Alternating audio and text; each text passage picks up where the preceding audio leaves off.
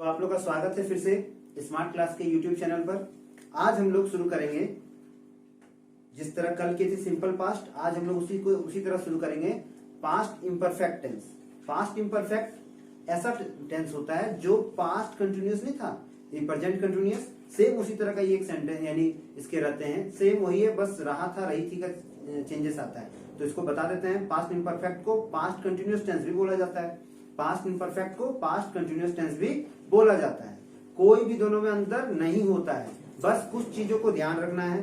Formulas भी बता देंगे और उसी के आधार पे आपको बनाना भी है। देखिए हाँ, बहुत बच्चों को टेंस बनाने में आपको समझ तो आ रहा है लेकिन आप बना नहीं पा रहे।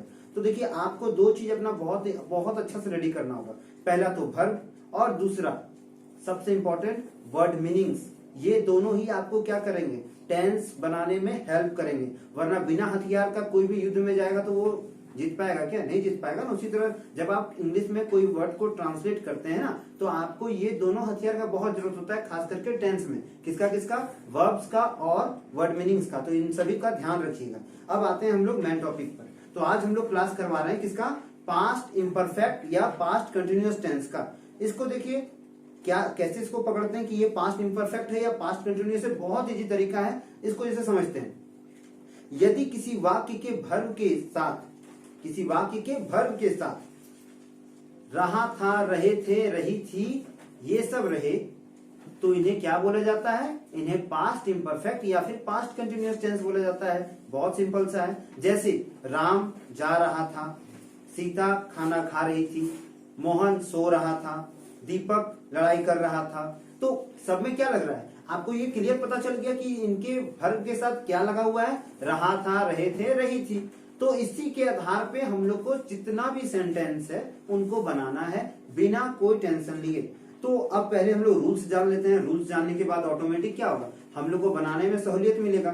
तो रूल्स जानेंगे कि कौन किस रूल्स में काम करता है और उसको कैसे यूज करना है। ठीक है, तो चलिए पहला रूल का जो शुरुआत करते हैं ये है सिंपली सा एकदम सबसे फर्स्ट रूल। तो सबसे फर्स्ट रूल कैसे करेंगे उसको जानते हैं। शुरुआत करते हैं हम लोग पहला रूल से, जिसका पहला नियम है वो है सब्जेक्ट प्लस वाज या वेयर प्लस V4 और प्लस ऑब्जेक्ट। ठीक है, बहुत इजी सा है। क्या है? सब्जेक्ट प्लस वाज या वेयर प्लस V4 और प्लस ऑब्जेक्ट। जैसे अगर एक सेंटेंस बोलते हैं कि मोहन खाना खा रहा है था, मोहन खाना खा रहा था, तो इसको कैसे करेंगे? बहुत इजी है। तो लिखेंगे मोहन वाज ईटिंग फूड। यहाँ एक चीज बच्चों को बहुत दिक्कत होता है कि वो उनको ये पता नहीं रहता कि वाज किसके साथ लगाना है, वेयर किसके साथ लगाना है। तो देखिए एकदम सिंपल सा यूज है, सिंपल सा फॉर्मूला है, कोई हार्ड नहीं है, कोई गुनी मंत्र इसमें काम नहीं करना है। सिर्फ और सिर्फ यू और वी और दे, यू वी और दे, किसके साथ? यू वी और दे, इन तीनों के साथ ही लगेगा क्या? इन तीनों के साथ लगेगा वेयर। क्या लगेगा? वेयर। बाकी सबके साथ क्या लगाएंगे? वाज लगाएंगे। क्या लगाएंगे? वाज लगाएंगे। समझ में आ गया? किसके साथ? यू वी दे के साथ क्या लगाएंगे? वेयर लगाएंगे। बाकी सबके साथ क्या लगाएंगे? वाज लगाएंगे। समझ में आ गया? बहुत इजी सा था। अब देखिए हम लोग इसका एक जो फॉर्मूला रूल्स लिए थे उसको जानेंगे। V4 तो आपको पता है V4 क्या होता है। V4 ऐसे होते हैं जिनमें ING का यूज होता है, जैसे कटिंग, उसके बाद रनिंग, उसके बाद ईटिंग, उसके बाद और क्या क्या आते हैं? मूविंग। तो ये सभी वाक्य क्या होते हैं? ये सभी वाक्य V4 होते हैं जिसमें ING लगा होता है। तो इसको समझ में आ गया अच्छा से। अब हम लोग अगला अपना सेंटेंस बनाते हैं। तो चलिए सेंटेंस है मोहन खाना खा रहा था। तो मोहन खाना खा रहा था, तो यहां से क्या पता चल रहा है कि मोहन किसी का नाम है। तो सिंपल सा यूज करेंगे मोहन, कि मोहन के साथ क्या लगेगा अभी बता दिए फॉर्मूला ना। तो मोहन के साथ लगेगा was. Mohan was eating V4 food. Mohan was eating food. Clear है? एकदम इजी वर्ड हो गया। अगर यही चीज बोलेंगे तुम दौड़ रहे थे, तुम दौड़ रहे थे, तो इसका क्या हो जाएगा? You were running. You were running. कितना इजी से बन गया। इसी तरह और एक वाक्य लेते हैं। आप टीवी देख रहे थे, तो you were watching a TV, you were watching a TV. देखिए लुकिंग नहीं कर सकते हैं और सीइंग भी कर सकते हैं, सीइंग चल जाएगा, ठीक है। अब इस तरह से हम लोग क्या जाने, एक पहला फॉर्मेट को जाने, ठीक है। अगला फॉर्मेट जाते हैं हम लोग, जो दूसरा रूप है इसका, उसको उसके बारे में थोड़ा जानते हैं। तो अगला जो है उसको कुछ हम लोग इस तरह से लेंगे, जिसको हम लोग बोलते हैं इंट्रोगेटिव फॉर्म, ठीक है। इंट्रोगेटिव फॉर्म में लेते हैं। तो इंट्रोगेटिव फॉर्म में लेने के लिए क्या करेंगे हम लोग, वाज और वेयर को सबसे आगे लगा देंगे। तो करेंगे सबसे पहले क्या करेंगे, वाज, उसके बाद सब्जेक्ट, अच्छा वाज के साथ वेयर भी यूज करना है, ठीक है। वाज या वेयर दोनों, वाज या were plus subject plus V4 और प्लस ऑब्जेक्ट। एकदम सिंपल सा है, ठीक है। वाज या were plus subject plus V4 plus object, और साथ में एक चीज क्वेश्चन मार्क। इसमें क्या लगाएंगे, क्वेश्चन मार्क, ठीक है। तो इसमें कैसे बनाएंगे, अगर यही चीज को बोल देंगे, क्या तुम पढ़ रहे थे, क्या तुम पढ़ रहे थे, तो अभी तुम के साथ क्या लगाए हम लोग, तुम के साथ यू होता है और यू के साथ क्या लगता है, वेयर लगता है। तो इसको कैसे बनाएंगे, तो were you reading, were you reading, बहुत इजी सा है। पहले वेयर यू रीडिंग, V4 हो गया।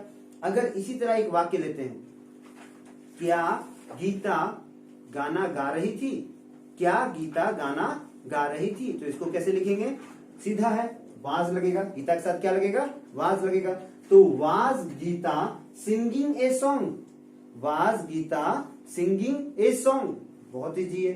एक और वाक्य लेते हैं, क्या तुम्हारे पिताजी बाजार जा रहे थे, क्या तुम्हारे पिताजी बाजार जा रहे थे, तो इसका क्या होगा, वाज योर फादर। देखिए योर है, उसके साथ फादर भी है, थर्ड पर्सन लग चुका है, इसलिए दोनों मिल गया। तुम्हारे पिताजी ना, अगर तुम्हारा बोलते तो उसके साथ वेयर लगता। तो क्या तुम्हारे पिताजी बाजार जा रहे थे, याद रखिए। तो इसका क्या हो जाएगा, was your father going to market, was your father going to market. कितना अच्छा से देखिए बन गया। अब हम लोग जाते हैं इसका तीसरा फॉर्मेट में, और इसका तीसरा फॉर्मेट है नेगेटिव। क्या है, नेगेटिव फॉर्म। तो नेगेटिव फॉर्म में क्या होता है, बहुत इजी है। देखिए नेगेटिव फॉर्म भी इसी तरह बनेगा, कोई हार्ड नहीं है। सबसे पहले इसमें यूज करेंगे हम लोग सब्जेक्ट, उसके बाद वाज या were plus not plus V4 और प्लस ऑब्जेक्ट, ठीक है। एकदम इजी है। जैसे फिर से बता रहे फॉर्मूला, सब्जेक्ट वाज या were plus not plus V4 और प्लस ऑब्जेक्ट। जैसे एक सेंटेंस लेते हैं, तुम नहीं पढ़ रहे थे, सिंपल सा, तुम नहीं पढ़ रहे थे, तो क्या हो जाएगा, you were not reading, you were not reading. अगर यही चीज को बोलें कि किसान खेत में काम नहीं कर रहे थे, किसान खेत में काम नहीं कर रहे थे, तो फार्मर्स या फार्मर, फार्मर ही लगाइए। अगर फार्मर्स लगा देते तो वेयर हो जाएगा, और फार्मर लगाएंगे तो क्या होगा, वाज होगा। तो farmer was not doing, farmer was not doing work in his field, या इन फील्ड खाली करिए। अगर ऐसा बोलेंगे, फार्मर ऐसे लिखेंगे, किसान अपने खेत में काम नहीं कर रहे थे, तो इसका होगा फार्मर्स वेयर। अगर फार्मर्स एस बोले हैं, किसान अपने खेत में, किसान या किसान में जिसमें बताया जाए ये कि बहुत सारा किसान है, तो उसमें एस लगाएंगे। और सिर्फ बोलेंगे एक किसान के बारे में बोलेंगे, जैसे किसान, सिर्फ किसान के एक किसान को बोल रहे हैं, इसको याद रखिएगा। एस के साथ वेयर हो जाता है, अगर फार्मर के साथ एस लग गया तो वेयर, और बस फार्मर रहा तो उसके साथ क्या लगेगा, उसके साथ वाज लगेगा। अगर हम सिर्फ वाज का यूज करेंगे तो कैसे होगा, फार्मर वेयर होगा इसमें, क्योंकि फार्मर पूरे सभी किसान प्रजाति को बोला जा रहा है ना, तो यहां पर पूरा फार्मर के साथ एस लगा दीजिए, तो होगा farmers were not working in his field, ठीक है, अपने खेत में काम नहीं कर रहे थे। क्लियर है। अगर यही चीज बोलेंगे, मोहन गाड़ी नहीं चला रहा था, मोहन गाड़ी नहीं चला रहा था, तो इसका क्या हो जाएगा, मोहन वाज नॉट, ठीक है, Mohan was not driving A car. Mohan was not driving A car. देखिए कितना इजी से बन गया। एक और सेंटेंस लेते हैं, ठीक है। राजा घोड़े पर नहीं दौड़ रहा था। राजा घोड़े पर नहीं दौड़ रहा था, तो इसका क्या होगा? The king was not, the king was not running, यार यहां राइडिंग भी कर सकते हैं, ठीक है, ऑन हॉर्स, ठीक है। एक और सेंटेंस लेते हैं, छोटा सा है, ठीक है। तुम पैदल नहीं जा रहे थे। तुम पैदल नहीं जा रहे थे, तो इसका क्या होगा? You were not going by foot. You were not going by foot. तो कितना अच्छा सा हो गया। एक लास्ट है, उसको हम लोग जानते हैं, जो चौथा नंबर में आता है। ये होता है इंट्रोगेटिव प्लस नेगेटिव। तो इसमें क्वेश्चन मार्क वाला भी रहेगा और नेगेटिव भी रहेगा। जैसे इसका फॉर्मूला है वाज या were plus subject plus not plus verb four और प्लस ऑब्जेक्ट और क्वेश्चन मार्क। जैसे अगर बोलेंगे कि क्या वह नहीं दौड़ रहा था, क्या वह नहीं दौड़ रहा था, तो इसका क्या होगा? Was he not running? Was he not running? Simple सा है। अगर वही बोलेंगे क्या मैं घर नहीं जा रहा था, तो क्या हो जाएगा? Was I not going to home? Was I not going to home? अगर यही चीज बोलेंगे महात्मा गांधी देश के लिए नहीं लड़ रहे थे, ऐसे लड़े हैं, लेकिन अगर ये बोले महात्मा गांधी देश के लिए नहीं लड़ रहे थे, तो क्या हो जाएगा? महात्मा गांधी, इसमें क्या महात्मा गांधी देश के लिए नहीं लड़ रहे थे, ये क्वेश्चन है, ठीक है। क्या महात्मा गांधी देश के लिए नहीं लड़ रहे थे, तो इसके लिए क्या बोलेंगे? Was Mahatma Gandhi not fighting for a country और क्वेश्चन मार्क, ठीक है। तो इस तरह से हम लोगों ने क्या जाना? हम लोगों ने ये जाना कि किस तरह से पास्ट इम्परफेक्ट टेंस का यूज किया जाता है। देखिए पास्ट इम्परफेक्ट, परफेक्ट को बताए हैं। परफेक्ट मतलब जो पूरा तरह एकदम क्या होता है? फिट फाट होता है, एकदम सेटल होता है। और इम्परफेक्ट जो सेटल नहीं होता है, जिसके जो निश्चित नहीं है, तो उसको किसमें डालते हैं हम लोग? इम्परफेक्ट में डालते हैं। तो हम लोग आज ये जाने कि पास्ट इम्परफेक्ट को किस तरह बना सकते हैं, हर तरह के वाक्य को यूज किए हैं। तो आपको आज जितना भी समझ में आया, मेरे से जितना हुआ आपको समझाने की कोशिश किए। अगर आपको इससे और अच्छा जानना है तो और आगे बहुत सारे क्लासेस हैं जिसको मैं आपको दूंगा। तो इसी तरह से आप लोग आगे की पढ़ाई को करें। अगला जो चैप्टर होगा उसमें हम लोग क्या जानेंगे? पास्ट टेंस का अगला चरण को जानेंगे। तो आज का क्लास हम लोग यहीं तक रखते हैं। तब तक के लिए सबको गुड नाइट, अच्छा से रहिए। Thank you.